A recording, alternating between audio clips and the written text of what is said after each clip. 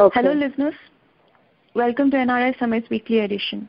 I'm Sravani, today's host. Today's show is not just about a person or an organization, but about a whole gamut of issues addressed by our today's host, Ishitha Khanna from Spiti Ecosphere. She is the Ashoka Innovator and has been honored with CNN IBN Real Heroes Award for her efforts in Spiti Valley in the Himalayan region. Welcome, Ishita.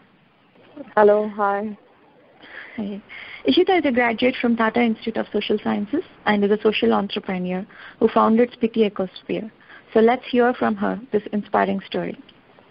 So Ishita, how did you found this organization called Spiti Ecosphere and what are the activities under that umbrella? Yeah, we started working, actually I was working with the state government of Himachal Pradesh before this. And a group of our friends actually started this organization back in 2002. And initially when we started working in Spiti Valley, we were looking at a berry called sea buckthorn, which has a lot of medicinal value. And it's also very good for the soil of that area because it binds the soil. So the entire objective when we started was to how to look at linking local livelihoods to conservation. So this plant provided that great solution because it's ecologically really good for a cold desert. And we try to link basically the local women livelihoods in this area to this particular plant so that they would start conserving it instead of just chopping it down, because that's what they were doing when we first went to Spiti Valley. And now over the years we started working on many various issues, because once you start living in an area you realize the various needs of the area. So we've been looking at tourism and how can tourism link up to, again, local livelihoods. So how can local communities benefit from travelers coming into the area, and how can tourism in general be a tool for conservation, so a tool for cultural or natural conservation. And so tourism was one of the things, and then we also work a lot on renewable energy because Spiti is a cold desert and it doesn't really have a rainy season, so there's abundant days of sunshine here. So we're tapping into that, using the sun's energy to heat houses, to heat water, to grow vegetables, because there are no vegetables that grow in this area. Everything has to be brought in from the plains, and so it's very expensive by the time it reaches here, and also not very great quality.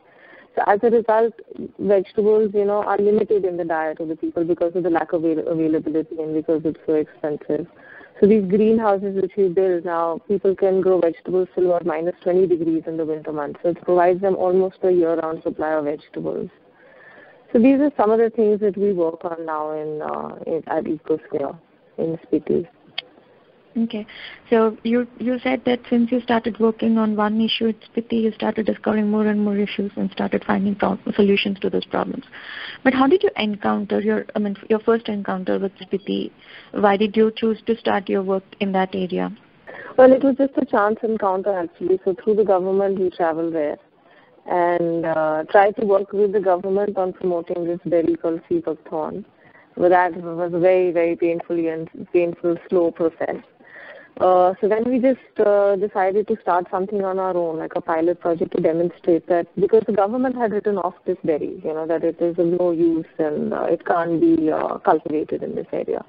And it grows wild in Spiti. So then we basically began a small pilot as a demonstration to show that there is an economic potential. This berry can be harvested, can be used commercially. So that's how it began. A group of our friends traveled to Spiti at that point in time, and actually just basically fell in love with the place because it's so beautiful. And we happened to meet the king of Spiti while we were there. And he's a very nice, enthusiastic person, really wanting to do something for the area. He himself came back after studying outside and wanted to do something. And so we joined hands with him basically and started working there in Spiti. Okay. So you had support from the local leader there in the Spiti Valley, because of which you started expanding your activities there. Right, yeah. Okay. So, but for all this, you had a background of your government assignment, which led you to find Spiti Ecosphere. Well, the friends who I started with this, they're from Himachal. I'm not from Himachal. So they had been to Spiti and knew about Spiti much before, and they had traveled to Spiti as well. So, they were, and then I happened to go slightly later. And then yeah, it just all fell into place basically. Okay. So did you encounter any issues like a language problem or coming from a different culture, interacting with the local people there? Yeah, definitely language is an issue there. But I mean, mostly everyone speaks Hindi.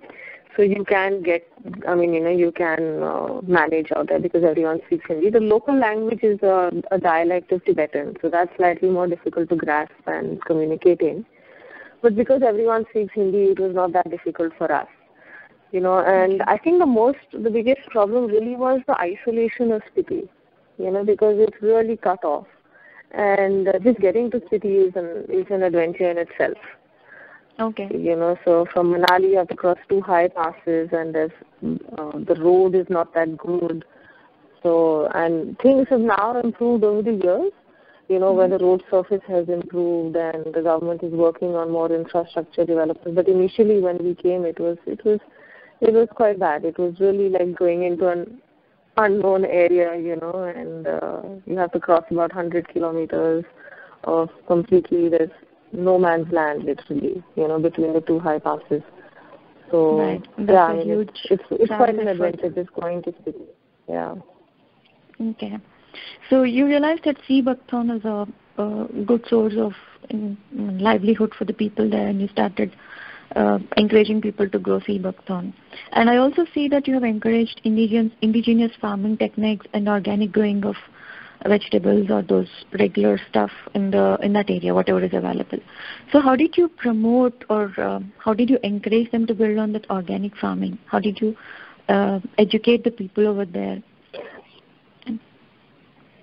See, organic is actually something which already existed there, Okay.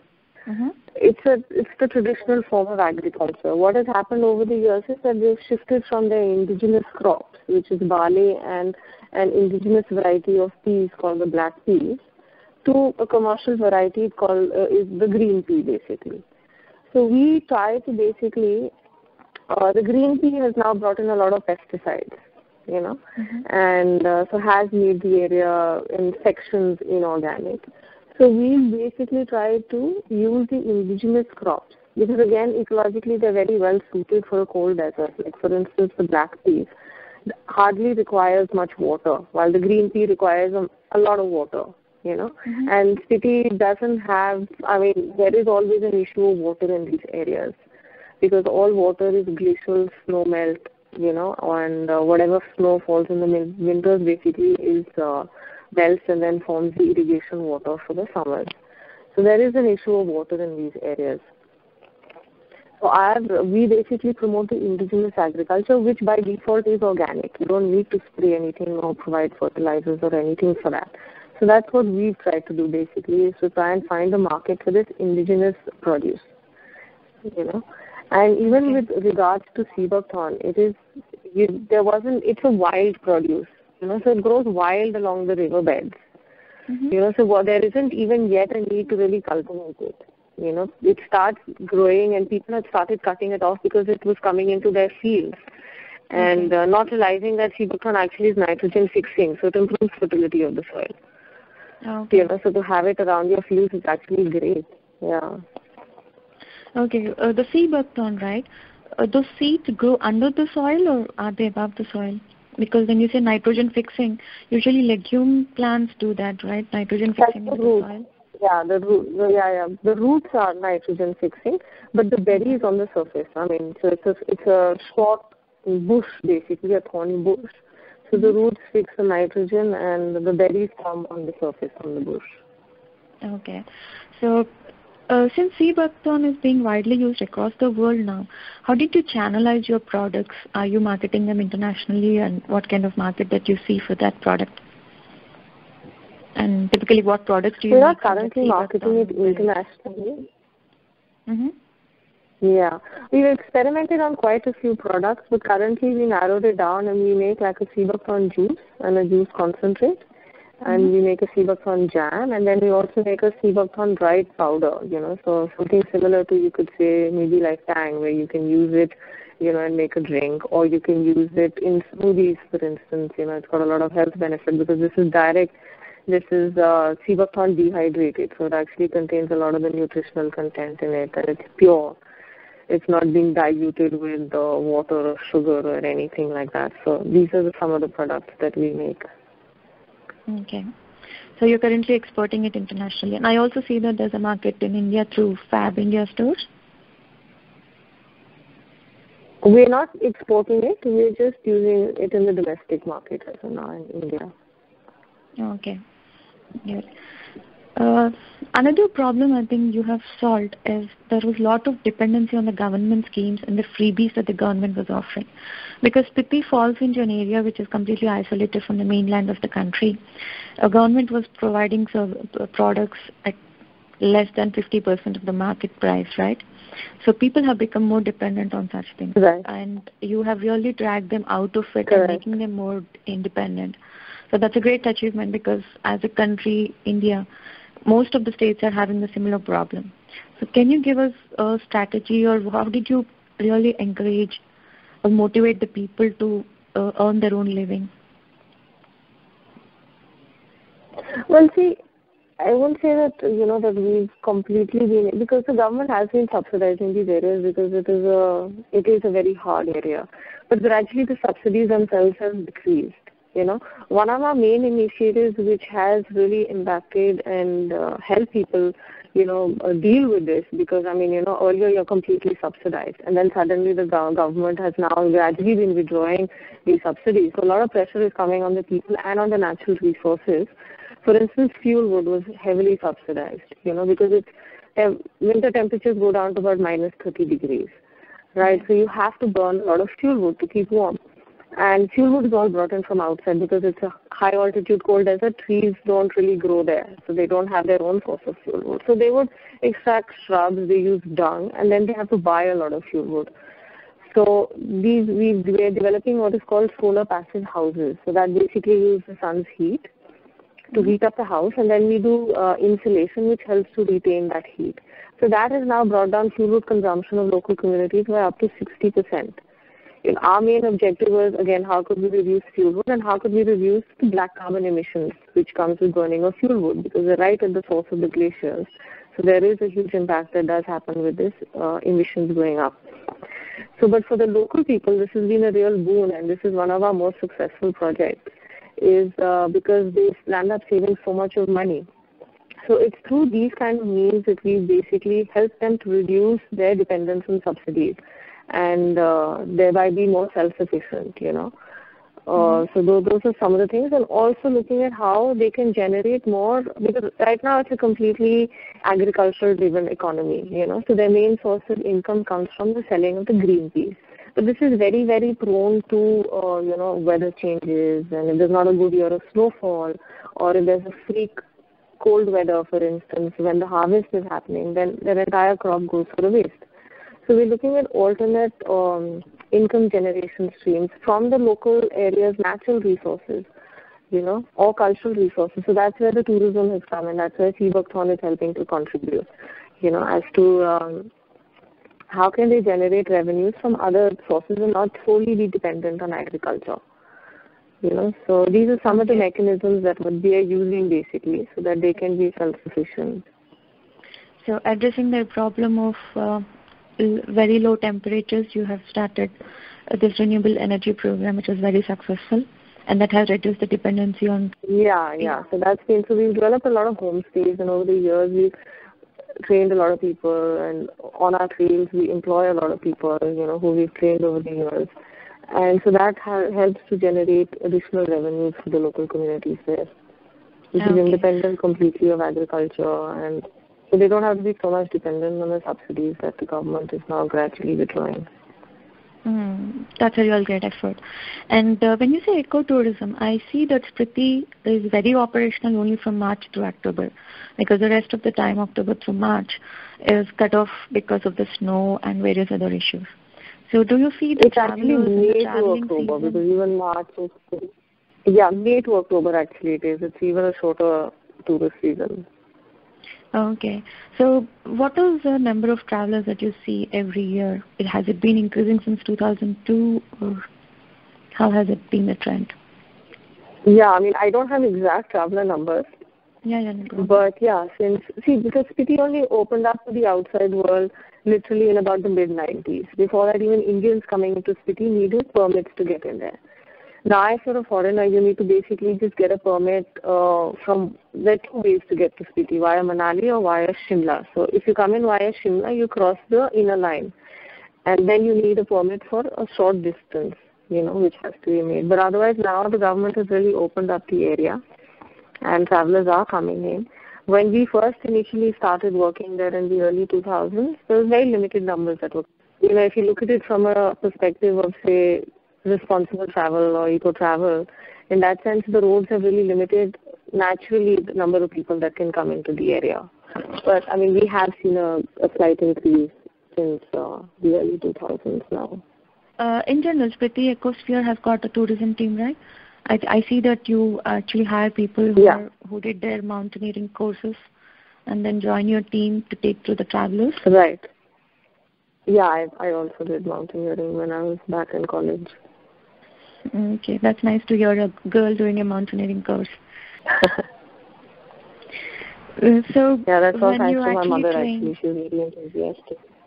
Your mother inspired you to do those courses?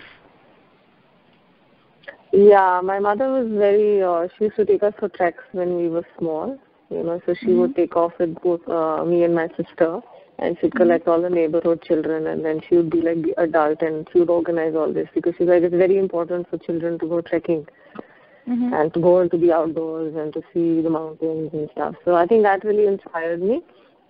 And then she never liked to see me just sitting around during my summer break. I would love to just sit and relax and wake up late, but no, she would never have it.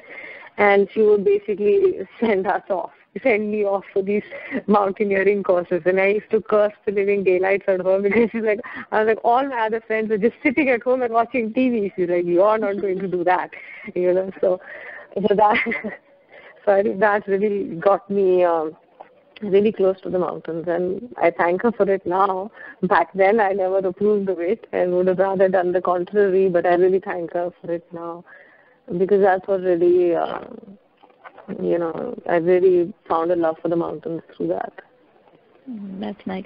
Usually the feeling that Himalayas is supposed to be very beautiful, that's what is the impression for the rest of India.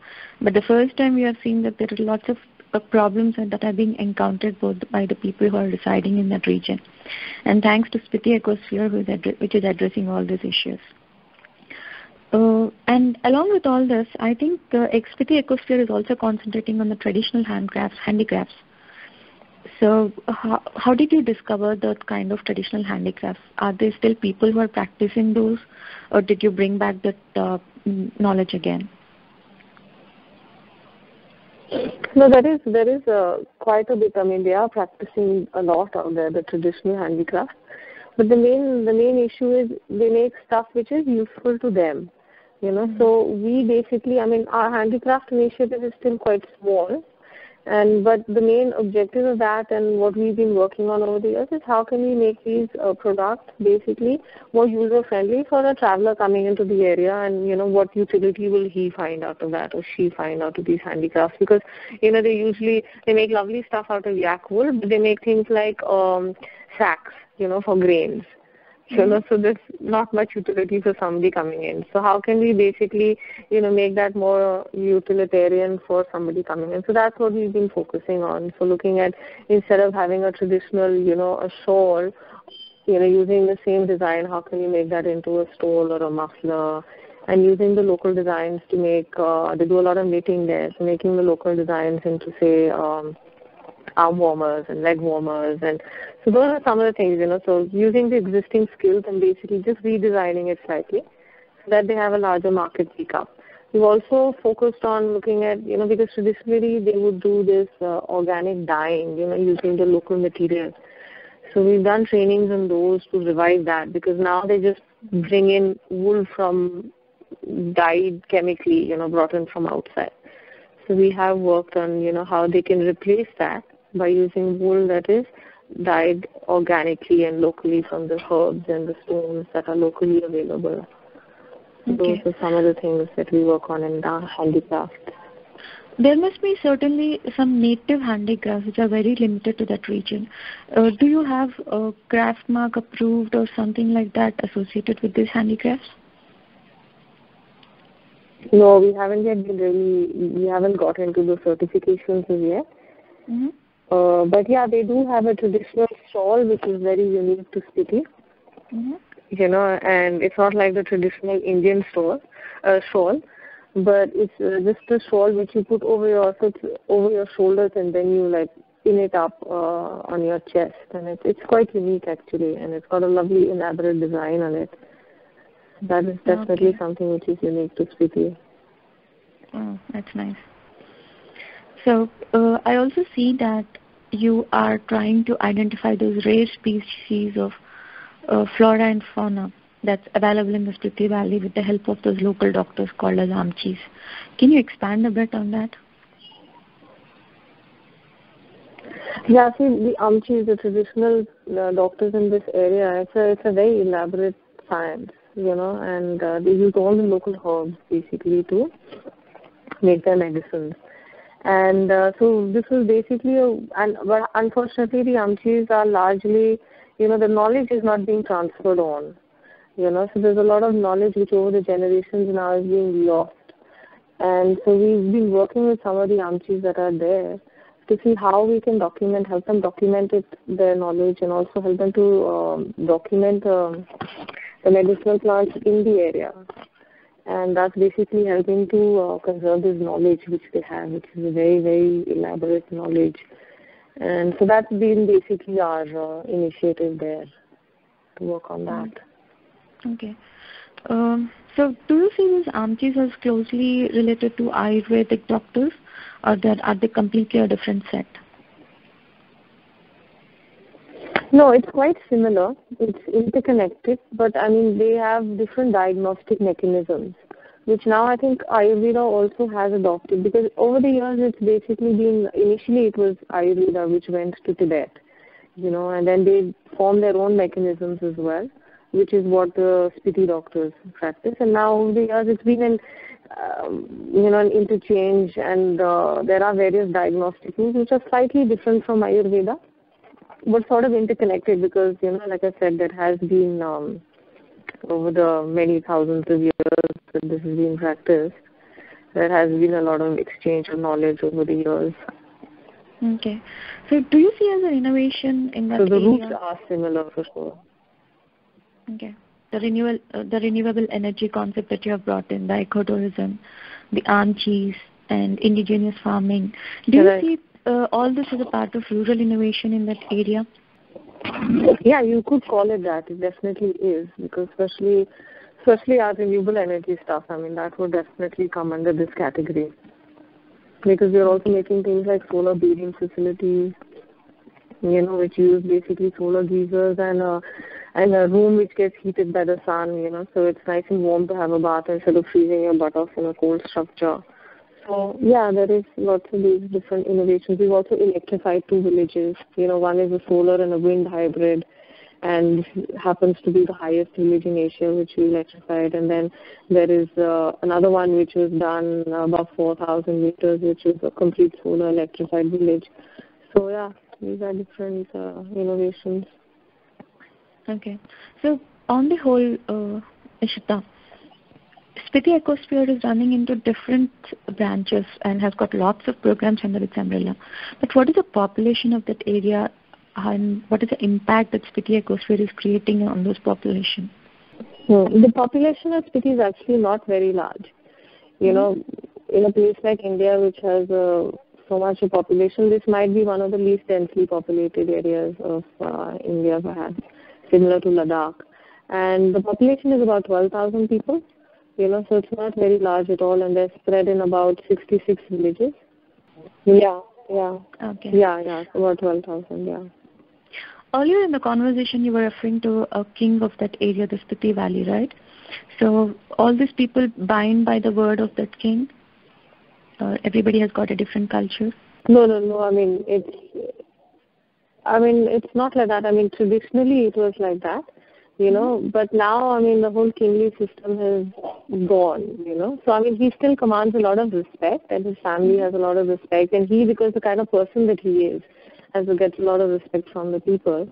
And but otherwise, I mean, because after independence, all their status was taken away. And so, I mean, it isn't that what he says is the law. But yeah, I mean, he is respected a lot, and people do take his word into consideration. Okay. So these 66 villages again have their own panchayat system, or what kind of rural governance do they have? There are. It is a panchayat system in these villages, and so a few villages come under each panchayat, and they do have a local governance system in the villages. Okay. So they also have traditional governance system. So yeah, they do. I mean, apart from the panchayat system, which is a very government system, they also do have their own traditional mechanisms which they still follow. And so the village elders have a lot of say in different matters, and a lot of the issues are resolved within the village through the village elders. They also have a system of devtas in the villages, for instance. There are a lot of local deities associated with each village. So a lot of the deities actually give a lot of teachings and also tell how the people should live. So for instance, in the Imul village, there's a deity which has told them some really great ecological messages. And so they have to follow those particular ecological stuff that he tells them to do. So yeah, it's quite interesting if you get further. There's also a deity which is in the area, which is a medicinal deity, So he has cured a lot of illnesses of people. So there are all these traditional systems which are still very intact in this area. It's very culturally rich. Okay. So, because Spiti is cut off from the mainland, do they have those public systems of schooling, sanitation, water? What kind of education system do they have? Government schools, private schools? The education, there are a few private schools in Spiti, but in general, the Himachal educational system is quite good. So even if there's a village which has, say, 3 children, you'll have a primary school there, Sometimes there are like 3 kids and there might be 4 teachers, So, I mean, in general, the infrastructure is really good in the state. And so I'd say the education system is fairly good in Himachal, and in Spiti is pretty good as well. And health as well, whatever, we haven't done too much work on health because that's not our expertise, but we did a survey a few years ago, and we found that there was quite a good, we were focusing on women health, and we were quite pleasantly surprised that actually it's been really well taken care of. The workers, the health workers are very active and they go village to village, and so we were quite pleasantly surprised about that as well. And so I'd say that in general it is fairly okay. There is a private doctor that also comes in. He runs a charity, and he does a lot of operations. So the facilities might not be excellent in Spiti Valley. Most of the times the people do have to go outside the area to get any major operations done, which can become a problem. So in the summer months there is this doctor that does come in, and he does a lot of operations at that time, so that the people don't have to move outside Spiti to do it. So Spiti Ecosphere as such have trained lots of teams on first aid response, right?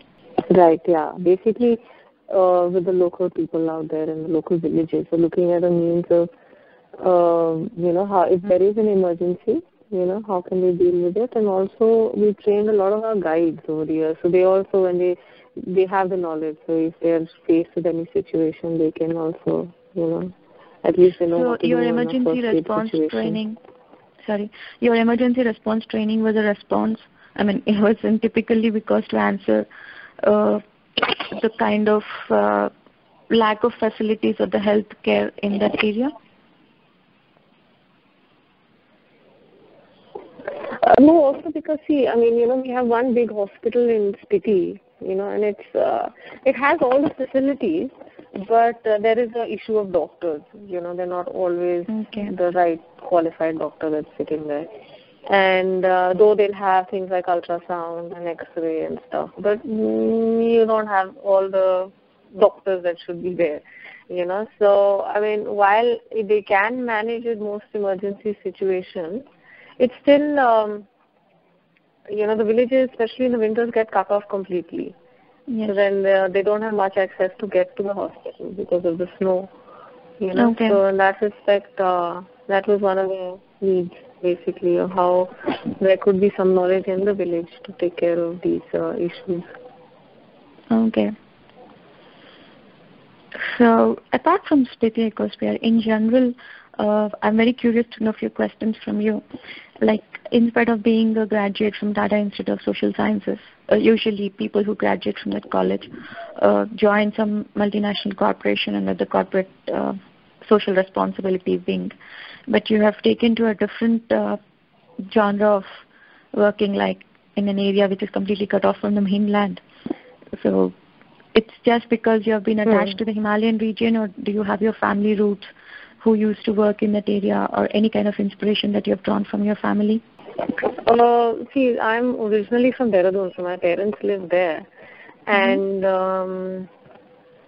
I guess, I mean, the reason, sometimes, things just fall into place in life. I mean, I'm not much of a city person. Okay. Yeah, so I'm not much of a city person, so, and I love the mountains. So this was like the ideal thing for me, to be able to work in the mountains. And I have that streak of an adventurous spirit in me. So, to do something which is adventurous and live in the mountains. And, so, I mean, it's challenging at the same time. But, always wanted to do something on the environment. So this was a perfect mix and a combination for me. So didn't really look at money and stuff like that. For the first 2 years, I think we went without any salaries and anything, So we were just, we didn't have any money really. And I mean, I owe my family a lot for all that support that I got in the initial few years, especially my sister, who really did support us a lot. Indirectly, I mean, we would just sit at her office and use her internet and her phones and everything. So, so I mean, so I did get a lot of family support, to get this whole thing going, basically. And support in the sense, not just financially, but it's more of like a support that, a lot of the times the parents are like, oh, where have you gone? You can't do this. And, what are you going to get out of that? And whatever. So, there was a lot of support in that sense. Okay, if you want to do this, go ahead and do it, Okay. And especially being a girl, my parents were never on my case if you ever get married. So that was, again, a good thing, Yeah. Which is still a bit rare in India, because parents all get hyper about like girls getting married. Otherwise you'll be too old and you won't find anyone. So that was good. One thing that reminds me of Dehradun is anybody who comes from Dehradun has got a military background. Their parents either work in the military and have that kind of a background. And people who come from the background are usually they are not the regular lot. They go out of the way to do certain things. So I think entrepreneurship is one such thing for you, which has fallen in place. So another question is about the tourism industry in general. See, organic farming, organic food, organic produce, it has become a buzzword of today. So that way maybe the organic products, and Spiti is a naturally organic area, so that has fallen in place. But when it comes to tourism, you need to build a lot of trust in your tourists. And especially in an area where there are lots of glaciers all year around, how do you think people would trust you, and what are the initial challenges that you had in building that ecotourism line of business? See, we started working on our tourism initiatives in about 2004 and 5, And the whole thing came out of basically speaking and meeting with travelers there who were traveling in Spiti. And the general feedback that we got from them was that, that they were coming into Spiti, but they never really they were going maybe one monastery to the other monastery, and after a point in time, all monasteries start looking the same. But they never really got to meet the people. So they never saw how the people will, or, basically there was no cultural interaction. They wanted to go stay in their houses if it was possible, see, how they live, what's the life of a person in city. So that's what gave us the idea of starting homestays. And at that point in time, local communities were hardly benefiting from tourism. It was maybe a package being run from a Delhi agent, and, he was coming in, he was staying in one hotel during his entire trip in Spiti. So, the only benefit that was really going to the local area was that one hotel, Okay. the owner of that one hotel. So that's how we started homestays. Initially, because it's a service industry, right? So we try to market the homestays a lot through, various tour operators in the area who were running tours in the area. And everyone wasn't, and nobody, I would say nobody was willing to touch a homestay because they were scared about the service that they were going to get, Right. They don't want an unhappy traveler at the end of the day because that's a bad thing on there. So we basically got into the marketing of it by default.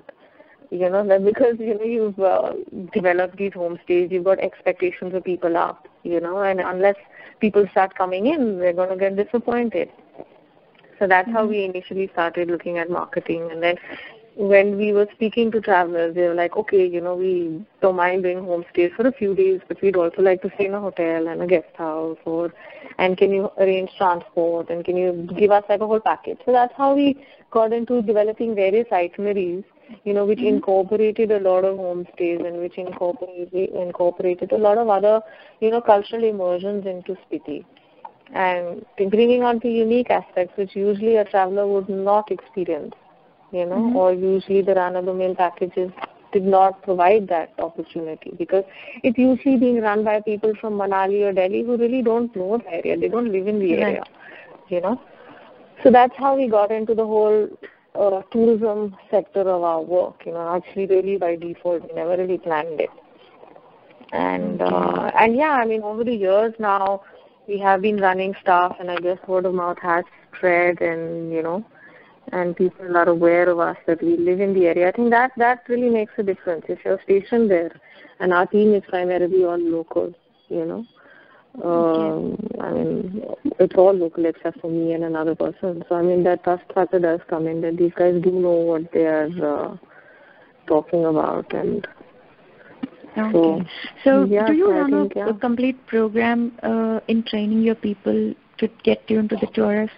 Because tourists come from different parts of the world, and communication cannot be a barrier. Yeah, so we have trained our guides and stuff over the years on various aspects of how to deal with travelers, and their English skills were not very good, so we spent years and years just improving their English skills, because that's something which it's hard to really teach and grasp at when you become older, but, through communication, through constantly speaking English, and conversations is how you can improve it. So we spent many years on that, and for the homestays, we developed various mechanisms of how they can communicate with travelers. We developed like an English to Spiti dictionary, which the traveler can use and the local person can use to communicate with each other, because though they know Hindi, so for a domestic traveler it's not a problem, but if you have a foreign clientele coming in, then, they don't know Hindi as well.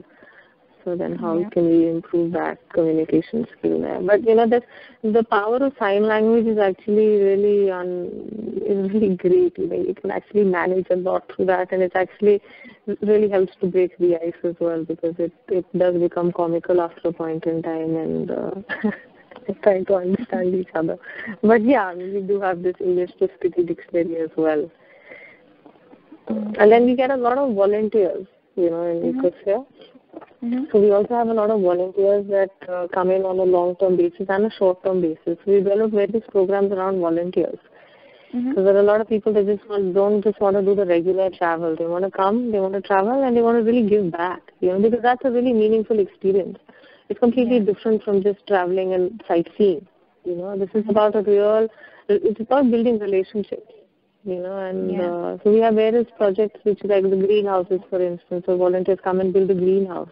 It's very satisfying because you start the program from scratch, and then by the time you are leaving, the greenhouse is built. So it happens quite quickly. So in about 10 days to 2 weeks, you can build a whole greenhouse, and you can also do the regular sightseeing in Spiti and really go back with an amazing experience which you won't forget for the rest of your life. I mean, I have volunteers writing back to us still, saying we just want to come back and do something like this again because it was one of the most meaningful experiences of our lives.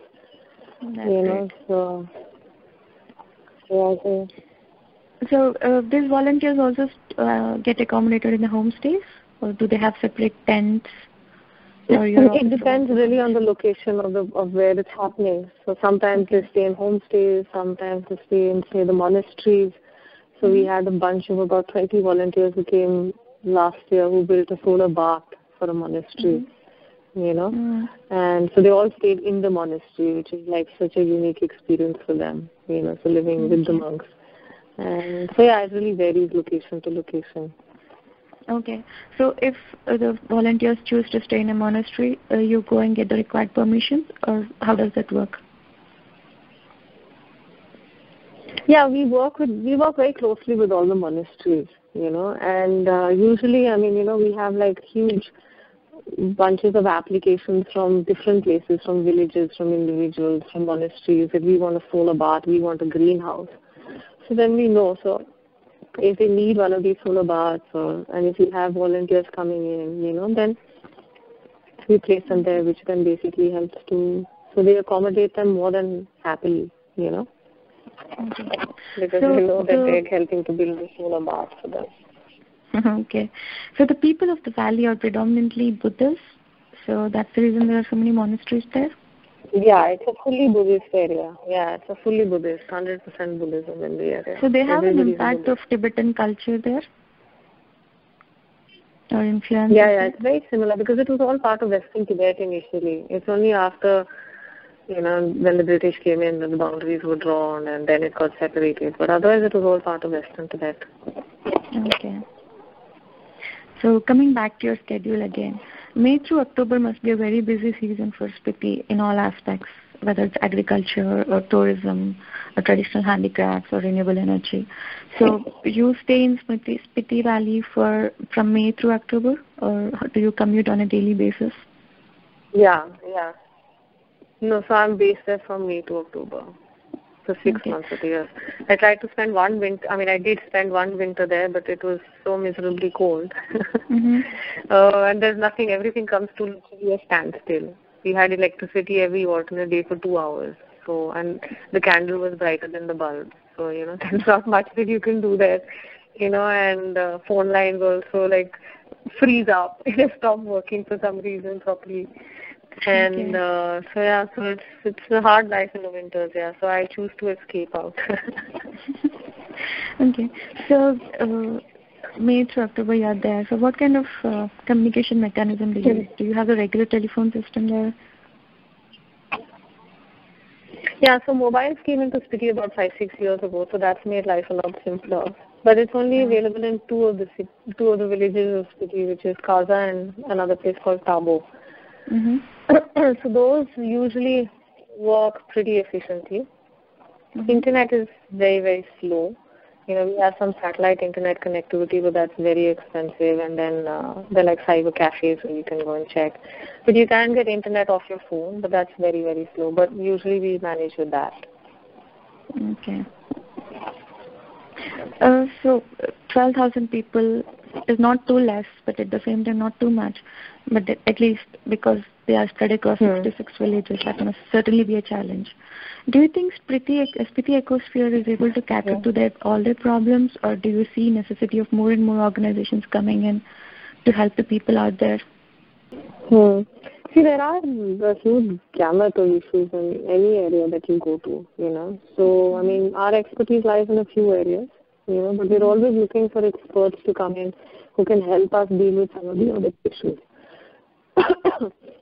So recently we started working on water, because water is obviously becoming a pressing concern in the area, and especially in the highland villages, which is all based on, like I said, glacial melt or springs. So recently we started working on water issues. But we're always looking for people, like a lot of volunteers write to us, and then we send out a form to them, so we try and see what skills they have, and and hence how can they basically contribute to everything. So yeah, there's always a need for skilled people who are experts in their own field, and we can try and mix and match and see how best they can contribute to the area. One final question, Ishita. This is on a mountaineering course that you did. Since you have a background in mountaineering and you're very close to the mountains, do you ever plan to get onto Mount Everest for a record purpose or something like that, an aspiration? No, I don't have any such aspirations. I think Mount Everest is like completely, it's a highway. It's like this, it's crazy, how everyone wants to climb Mount Everest just because it's the highest peak. It's like a highway of trekkers going up there. The beauty of mountaineering and the beauty of trekking is lost completely. There are so many beautiful, unknown, untouched, maybe far tougher peaks. But everyone's obsessed with Everest for some sad reason, because I'm sure that whole area is like completely, getting devastated with all the garbage that's left behind by all these trekkers. So no, I have no such aspiration of climbing Everest. Besides, I think my knees are giving way far too quickly. So I don't think I can do any major trekking, mountaineering and stuff. It was really young, nice. We don't take care of our knees too well, and that's the first part of the body. Yeah, so good. It was really nice talking to you, Ishita. So listeners, that was Ishitha Khanna from Spiti Ecosphere for all of us. So the next time you plan for a tour, do consider Spiti Ecosphere for ecotourism into the Spiti Valley and a beautiful view of Himalayas. Thank you.